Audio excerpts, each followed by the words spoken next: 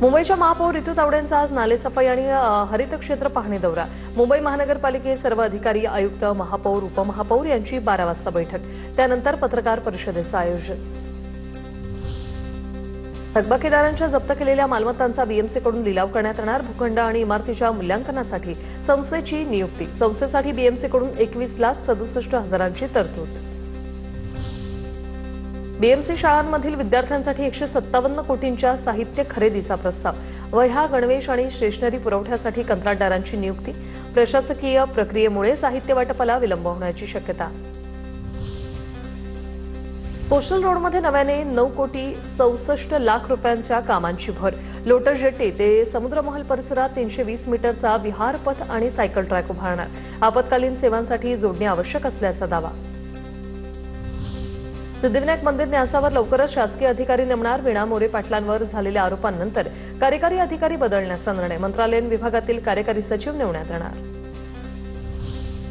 उल्हासनगरच्या कॅम्प 3 मधील पंचमुखी परिसरात पाडकाम सुरू असताना एका इमारतीचे 2 मजले अचानक कोसळले। या दुर्घटनेत 3 जण ढिगाऱ्याखाली अडकल्याची माहिती। बचावकार्य सुरू। सुदैवानं कोणतीही जीवितहानी नाही। मुंबई महापालिकेकडून मान्सूनपूर्व कामं युद्धपातळीवर। धोकादायक 67,000 फांद्यांची छाटणी। पावसाळ्यात पडझड आणि जीवितहानी टाळण्यासाठी झाडांच्या फांद्यांच्या छाटणीचं काम युद्धपातळीवर। मुंबई-पुणे एक्सप्रेसवेवर भीषण अपघातात 2 जणांचा मृत्यू। खोपोलीजवळ ट्रक आणि कंटेनरच्या धडकेत 80 वर्षीय महिला गंभीर जखमी। ट्रक चालकाचं नियंत्रण सुटल्यानं अपघात। अंबरनाथ उल्हासनगर मार्गावर भरधाव कारची अनेकांना धडक। अनेक जण जखमी झाल्याची माहिती। कारला घेराव घालत संतप्त नागरिकांकडून कारची तोडफोड। चालक घटनास्थळावरून फरार।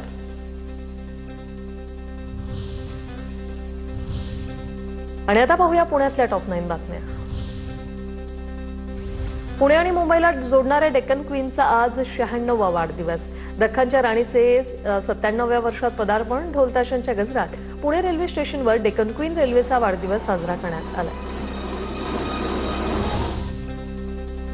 राज्यभरातील 10वीच्या विद्यार्थ्यांना आज गुणपत्रिकांचं वाटप। फेब्रुवारी-मार्च 2026 मध्ये घेण्यात आलेल्या इयत्ता 10वीच्या परीक्षांचं प्रमाणपत्र वाटप। पुण्यातील विषारी दारूमुळे मृत्यू झाल्याचं प्रकरणाचा तपास सीआयडीने हाती घेतल्यानंतर तपासाला वेग। 8 आरोपींची पाषाणमधील कार्यालयात कसून चौकशी। मिथेनॉलच्या स्रोताचा शोध घेण्यावर विशेष भर। पुण्याच्या भोर तालुक्यातील कामथडी गावात शिवप्रतिष्ठानच्या धारकऱ्यांची बैठक संपन्न। संभाजी भिडेंवर सोशल मीडियात होणाऱ्या टीकेविरोधात आक्रमक भूमिका। टीका करणाऱ्यांना धारकरी पॅटर्न दाखवून बैठकीत इशारा देण्यात आलाय।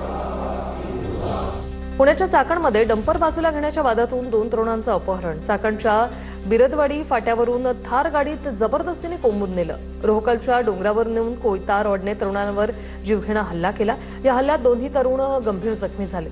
7 ते 8 जणांवर गुन्हा दाखल झालाय। पिंपरी चिंचवड पोलीस आयुक्तालयाच्या दिघी आळंदी वाहतूक विभागाकडून ब्लॅक फिल्म विरोधात कारवाई।